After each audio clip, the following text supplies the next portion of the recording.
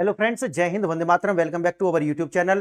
Friends, जब बात करते हैं भारत की और भारत जब कहता है कि देखिए हम अपनी जो निर्यात हैं उनको भी डाइवर्सिफाई कर रहे हैं और जो अपने आयात हैं उनको भी डाइवर्सिफाई कर रहे हैं, तो ये एक नारा नहीं है, ये कहने के लिए ही नहीं है, बल्कि इसका एग्जीक्यूशन जो है वो भी होता हुआ आपको दिखाई पड़ रहा है। देखिए, न्यू दिल्ली के अंदर एक रिसोर्स अकॉर्ड होती है और इस रिसोर्स अकॉर्ड के अंदर 4 कंट्री शामिल होते हैं। एक है कनाडा, ऑस्ट्रेलिया, ब्राजील और भारत। और ये 4 देश जो है वो फूड को लेकर के, यानी कि फूड सेक्टर, और साथ ही साथ जो क्रिटिकल मिनरल्स हैं, यानी कि तमाम रिसोर्सेज जिसके अंदर स्पेसिफिक जो क्रिटिकल मिनरल्स हैं उनको लेकर के भी ये अकॉर्ड शामिल, जो अकॉर्ड है इस पर साइन होते हैं। देखिए, आज मैं आपको बताने वाला हूं कि इसके अंदर 4 पिलर्स हैं और ये जो 4 पिलर हैं इनको लेकर के साझेदारी है। पहला देखिए आप, पहला है महत्वपूर्ण खनिज और कृषि उत्पाद। लेकिन याद रखना कि भारत के अंदर कुछ इनके लिए एक अलग से जो है क्या है, छूट दी गई है, अलग से छूट है। लेकिन ये जो 4 स्तंभ है उन्हें देखिए। पहला स्तंभ है महत्वपूर्ण खनिज और कृषि सुरक्षा, यानी कि जो सदस्य देश है, 4 जो सदस्य देश हैं, इनको प्राथमिक वैश्विक संसाधनों पर जो नियंत्रण है उसको लेकर के अपनी सप्लाई चेन को डाइवर्स करना होगा। इसका मतलब है कि China plus one, China plus one, यानी कि ये चाइना प्लस वन का मतलब ये है कि चाइना के अलग एक और ऐसा कंट्री होना चाहिए कि जो चाइना जो हमें सप्लाई करता है, खासकर क्रिटिकल मिनरल्स और एपीआईज उनके लिए, और खासकर जितनी भी जो सेमीकंडक्टर्स जिन्हें हम बोलते हैं, आईसी जिन्हें इंटीग्रेटेड सर्किट बोलते हैं, उनके लिए चाइना प्लस वन की जो पॉलिसी है उस पर देश कार्य कर रहे हैं। और उसी के एक आगा कदम जो है, अगला कदम जो है वो आता है ये जो अकॉर्ड्स है। देखिए, 71% वैश्विक खनिज भंडार, अगर इन चारों को देखा जाए, और लगभग 64% कृषि उत्पाद पर जो है एक अधिकार ये 4 देश अपने आप में रखते हैं। गैर डॉलर व्यापार तंत्र दूसरा पिलर है कि जो भी इनके बीच में व्यापार होगा उसमें से स्विफ्ट सिस्टम को बिल्कुल अलग करना होगा। इसका मतलब यह है कि डॉलर को डी डॉलराइजेशन करना होगा, अपनी ही मुद्राओं के अंदर ही जितना हो सके ये व्यापार करें,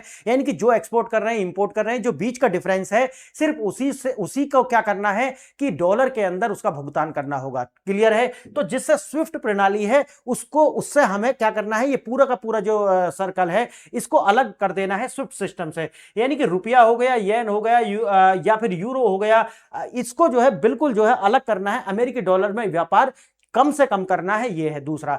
तीसरा यह है तकनीक और विनिर्माण गठबंधन, यानी कि जो टेक मैन्युफैक्चरिंग अलायंस, यानी कि सेमीकंडक्टर को लेकर के, आर्टिफिशियल इंटेलिजेंस को लेकर के, इलेक्ट्रिकल व्हीकल्स को लेकर के, ये जो साझा मानक है उनके लिए, और अमेरिकी तकनीक पर जो निर्भरता है उसको कम करना होगा। देखिए, जो महाशक्ति हैं जैसे कि चाइना है या अमेरिका है, इनको बाईपास क्यों कर रहे हैं छोटे छोटे कंट्री? वैसे तो मैं बहुत सारी वीडियोस में से बता चुका हूं। देखिए, जब भी एक सेंट्रलाइजेशन होता है तो वहां पर डिक्टेटरशिप जो है वो जन्म ले ही लेती है। जैसे अमेरिका है, अब अमेरिका का जो डॉलर है उसका सेंट्रलाइजेशन हुआ तो उसने उसका वेपनाइजेशन कर दिया, यानी कि एक हथियार के रूप में पूरी दुनिया पर मैं सैंक्शंस लगा दूंगा, मैं सैंक्शंस लगा दूंगा, मैं सैंक्शंस लगा दूंगा, इसे लेकर के पूरी दुनिया को बुली करना जो है ये अमेरिका ने शुरू कर दिया। वे यही जो है निर्भरता आप देखेंगे कि जब एपीआईज और क्रिटिकल मिनरल्स को लेकर के या सेमीकंडक्टर्स को लेकर के जब चाइना के ऊपर आती है तो चाइना भी वही करना शुरू कर देता है कि मैं आपको जो क्रिटिकल मिनरल्स नहीं दूंगा, मैं एपीआईज नहीं दूंगा, मैं क्रिटिकल मिनरल्स नहीं दूंगा। तो इस तरीका की जो पायबंदी है वो अब चाइना भी लगाना शुरू करता है। तो जो और कंट्रीज हैं उनकी समझ में एक बात आ गई है कि हमको चाइना और जो अमेरिका है उस पर जितना से जितना जो निर्भरता है वो कम करनी होगी और छोटे छोटे अलायंसेस बनाने होंगे, और उन अलायंसेस के अंदर China plus one, America plus one जो है उसको रखना होगा। क्यों? देखिए, अमेरिका कंजप्शन बेस इकोनॉमी है और अमेरिका का जो है, जैसा कि आप जानते हैं कि लगभग अब अगर ये समझौते के बाद में $80 बिलियन जो है भारत सरप्लस में आ जाएगा। उसी तरीका से दुनिया में जब भी आप अमेरिका एक्सपोर्ट करते हैं तो हमेशा दूसरी अर्थव्यवस्थाएं पॉजिटिव में रहती हैं। और जैसा कि मैंने बताया, क्योंकि अमेरिका एक कंजप्शन बेस इकोनॉमी है, इसके लिए हमारी जो निर्यात और आयात होते हैं इसके लिए हमको चाइना प्लस वन और अमेरिका प्लस वन की नीति पर दुनिया को काम करना ही होगा, और ये जो है उसके लिए एक कदम है। आगे देखना, चौथा पिलर क्या है? भारत नया वैश्विक केंद्र, यानी कि भारत को एक एंकर की भूमिका जो है उसमें रखा गया है। चाहे तो वो क्यों, ऐसा क्यों होगा? मन में आना चाहिए ना कि भारत को एंकर की भूमिका में रखने का क्या मतलब है। भारत को एंकर की भूमिका में रखने का यह मतलब है कि एक तो भारत के पास में 1.4 बिलियन जो है वो पॉपुलेशन है। अच्छा, ये जो 1.4 बिलियन पॉपुलेशन है इसका 67%, कितना, 67% ऐसा है जिसकी आयु लगभग 35 वर्ष से क्या है, कम है। इतना ही नहीं, जो हमारा लेबर फोर्स जो होती है, उसकी जो औसत आयु है वो 28 वर्ष से क्या है, कम है, यानी कि 28 वर्ष से कम है। आप सोचिए कि ये आंकड़े अपने आप में बताते हैं। और इतना ही नहीं, जैसे कि मैं कई सारी वीडियोस में पहले बताता रहा हूं, लगभग 2029-30 तक हमारे पास में जो मिडिल क्लास जो होगा उसका एक बेस जो है वो 100 करोड़ को जो है पार कर चुका होगा। अब देखिए, भारत के पास में रिसोर्सेज भी है, भारत के पास में सबसे कम एज का, जबकि आप पूरी दुनिया का निकालेंगे, चाइना हो, अमेरिका हो, यूरोपियन यूनियन हो, उनका जो कंट्री है, वहां पर आपको जो लेबर फोर्स है उसका जो एवरेज एज है वो 40 प्लस यानी कि 40 प्लस आपको दिखेगा। और 40 प्लस में सिर्फ लेबर फोर्स ही कम नहीं होती, साथ ही साथ में कंजप्शन भी कम होता है। अब देखिए, इसको देखते हुए भारत को एक एंकर की भूमिका में रखना मजबूरी है, क्योंकि अगर आपको पूरी दुनिया के लिए प्रोडक्शन करना है तो फिर भारत की जो लेबर फोर्स है उसके अंदर वही काम आएगी। और ये नहीं है कि लेबर फोर्स ही है, देखिए पूरी दुनिया के अंदर जितने भी टेक साउंड लोग हैं, यानी कि जितने इंजीनियर्स हैं या फिर जो एआई पर काम करने वाले लोग हैं या सेमीकंडक्टर्स यानी कि जो जितनी भी एज कटिंग टेक्नोलॉजी है उसमें काम करने वाले जो लोग हैं, अगर उनका एक पूल बनाया जाए तो उसका 20%, उसका कितना 20% कहां से आता है? भारत से आता है, यानी कि 20% इंडियंस उसके अंदर हैं। तो हर एक तरीका से देखा जाए तो भारत को एंकर की भूमिका में रखना बिल्कुल सही कार्य है। देखिए, अब क्या है, डॉलर की गिरावट, जैसे मैंने कई बार आपको बताया है, जो DXY है यानी कि डॉलर का जो इंडेक्स होता है वो 100 से नीचे नहीं जाना चाहिए। कितने से? 100 होना चाहिए, उसका बेसिस पॉइंट 100। लेकिन आप देख रहे हैं कि लगातार ये कभी 97, 96 जो है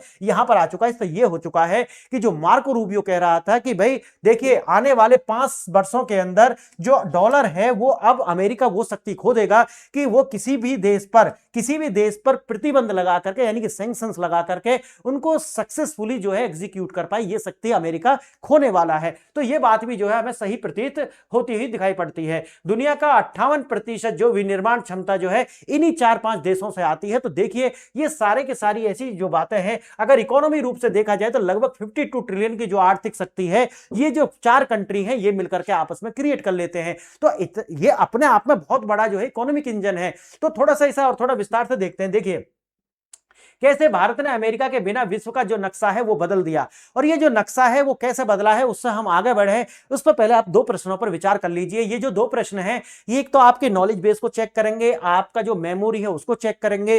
अगर आपको एग्जाम दे रहे हैं तो उस एग्जाम के लिए बहुत ज्यादा महत्वपूर्ण है। देखिए, पहला है, नई दिल्ली संसाधन समझौते के स्तंभ 4 के तहत अमेरिकी ट्रेजरी विभाग किस विशिष्ट तंत्र को लेकर के सबसे अधिक चिंतित है? 4 विकल्प दिए गए हैं। पहला, महत्वपूर्ण खनिज विनिमय, दूसरा, कृषि स्थिरता गलियारा, तीसरा, मुद्रा का विविधीकरण तंत्र, चौथा, नाटो इंटर ऑपरेबिलिटी प्रोटोकॉल। तो बताना पड़ेगा कि इनमें से कौन सा विकल्प। अगर आपको आंसर आता है तो well and good, otherwise last वाली स्लाइड पर आपको इनके जो आंसर हैं वो विस्तृत रूप से मिल जाने वाले हैं। दूसरा प्रश्न देखिए, समझौते के पश्चिमी हिस्से यानी कि वेस्टर्न फ्लैंक का नेतृत्व ओटावा से किसने किया, जिसे द हब रणनीति के रूप में जाना जाता है? पहला, नरेंद्र मोदी, दूसरा, मार्क कार्नी, तीसरा, एंटनी ब्लिंकन और चौथा, इमैनुअल मैक्रोन। तो आपको बताना होगा इनमें से कौन सा सही है। हो सकता है आपका आंसर इसका पता है। आइए देखते हैं थोड़ा। विश्व की शक्ति का नया केंद्र, यानी कि भारत जो है उसको एंकर की फॉर्म में दिया गया। जैसे मैंने बताया कि अगर टोटल मिला लिया जाए तो ये जीडीपी 12 देश यानी कि लगभग 52 ट्रिलियन की जीडीपी जो है वो देखने के लिए मिलती है। 71% जो क्रिटिकल मिनरल्स हैं वो इनके पास है। पूरा alliance share the global resources. 42 billion जो लोग हैं इन देशों के अंदर रहते हैं, और 64% जो कृषि प्रोडक्शन है वो इन देशों के द्वारा जो है वो उत्पाद किया जाता है। अमेरिका जो है इस लिस्ट में शामिल नहीं है, उसके बावजूद ये सारा का सारा आपको दिखाई पड़ रहा है। वह 14 मिनट का फोन कॉल जिसने सब बदल दिया, और क्या है वो? रूसी तेल आयात बंद करें और H1B वीजा रद्द करना और 4 लाख भारतीय टेक कर्मचारियों की वापसी। और भारत इसको लेकर के उत्सुक है। क्यों? क्योंकि जो ये लोग आएंगे भारत के अंदर, ये सोचिए, ये जो लोग आएंगे ये कितना कुछ एक्सपीरियंस लेकर के आएंगे और भारत की अर्थव्यवस्था में कितना ज्यादा कंट्रीब्यूट ये कर सकते हैं, उसको देखते हुए भारत के लिए एक अच्छी खबर है। क्यों? क्योंकि ये बेरोजगार लोग नहीं है, ये एकदम टेक्निकल हाई जो लोग हैं, ये इनके पास में अपने आप में बहुत क्षमताएं हैं। तो ऐसे अगर लोग भारत आते हैं तो ये भारत के लिए पॉजिटिव है। मोदी का जवाब, भारत की ऊर्जा नीति 1.4, वही जो मैंने पहले बताया है कि ये हम ऊर्जा नीति जो है, ऐसा नहीं है कि रूस से हम तेल खरीदें ना खरीदें, ये सब हम अपनी हिसाब से करेंगे। और मैंने बताया कि हाँ, रूस से तेल जो है उसमें बहुत ज्यादा कमी आ चुकी है। अब जो है सऊदी अरब पहले नंबर पर जा चुका है, रूस दूसरे नंबर पर आ गया है। देखिए, भारत ने 6 सप्ताह पहले ही अमेरिका को जो है शामिल होने का जो औपचारिक निमंत्रण भेजा था, लेकिन डिप्टी ट्रेड एडवाइजर का जवाब जो है वो यही था। कारण क्या है? कारण है अगर आप स्विफ्ट सिस्टम को बाईपास करोगे तो फिर अमेरिका जो है इसमें नहीं आ सकता और वो कुछ भी कह करके इससे बाहर निकल जाएगा। अमेरिका ने खुद को भविष्य के सबसे बड़े आर्थिक किले से बाहर कर लिया है, जैसे कि मैंने बताया है आपको। अब है मार्क कार्नी की भूमिका। ओटावा से द हब रणनीति का उपयोग कर पश्चिमी देशों को एकजुट किया गया। ये आपको दूसरे प्रश्न का आंसर मिल गया होगा।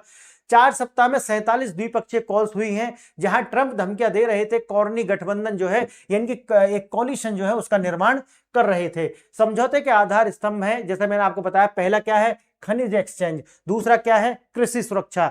यानी कि सदस्य देशों का जो प्राथमिकता तय कीमतें, लिथियम हो, कोबाल्ट हो, अमेरिका की बची हुई जो सप्लाई है उसको लेकर के जो है मार्केट रेट पर जो है मिलने का जो दावा है वो किया गया है। और जैसे मैंने बताया कि 4 देश हैं, कनाडा, ऑस्ट्रेलिया, ब्राजील और भारत। फूड नेटवर्क दुनिया का सबसे बड़ा फूड एक्सपोर्टर। इस सुरक्षा कवच से जो है बाहर कर दिया गया है किसको? अमेरिका को। आगे देखना, तकनीकी और मुद्रा प्रभुत्व।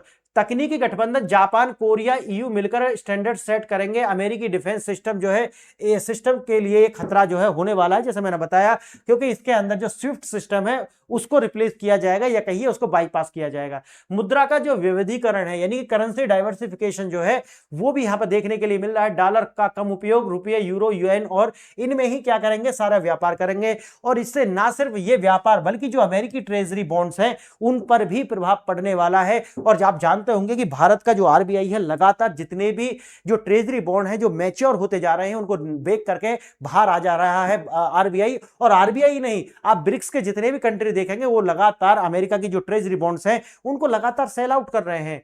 बाजार का निर्णय, डॉलर में गिरावट। देखिए, मैंने जैसे बताया आपको, डॉलर इंडेक्स जो है वो लगातार कहां पा गया है? 2.8% की जो गिरावट है वो देखने के लिए मिल रही है। और गोल्ड जो है उसके अंदर जो है लगातार जो बढ़त है वो देखने के लिए मिल रही है।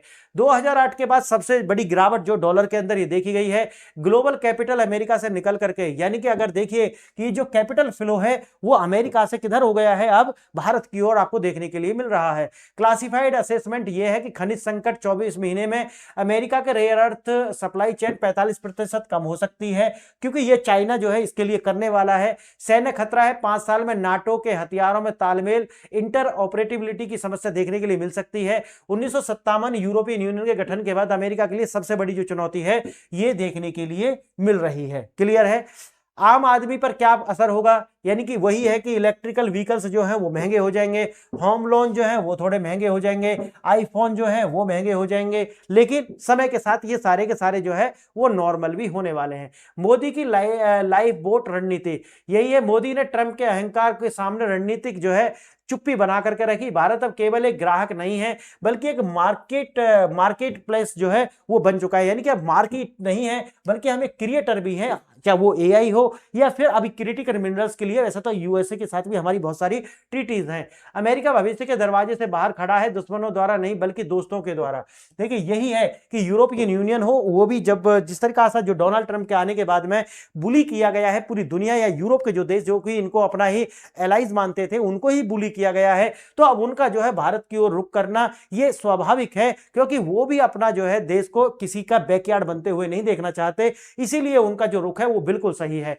देखिए, दोनों प्रश्न मैंने आपसे पूछे थे, उनका आंसर है मुद्रा विविधीकरण। पहले का आंसर है करेंसी डाइवर्सिफिकेशन मैकेनिज्म, यानी कि इससे डॉलर की रिजर्व मांग घटती है और अमेरिका की ब्याज दरें बढ़ती हैं। दूसरा है मार्क कार्नी, इसका आंसर आपको पहले मिल गया था। ओटावा में 12 देशों के गठबंधन को जोड़ने का जो काम है वो किसके द्वारा किया गया? मार्क कार्नी के द्वारा। और फिर ये 4 देशों ने मिलकर के ये सारा का सारा एक निर्णय लिया। और अब ये दुनिया का सबसे बड़ा जो अगर देखा जाए तो 4 तो भारत एंकर की भूमिका में है। अगर ये सारे मिला लिए जाए तो जो मैंने आंकड़े दिखाए हैं ये अपना आप में अप्रत्याशित और ऐतिहासिक घटना है। तो फ्रेंड्स, आपने लेक्चर देखा, इसके लिए धन्यवाद। जय हिंद, जय भारत।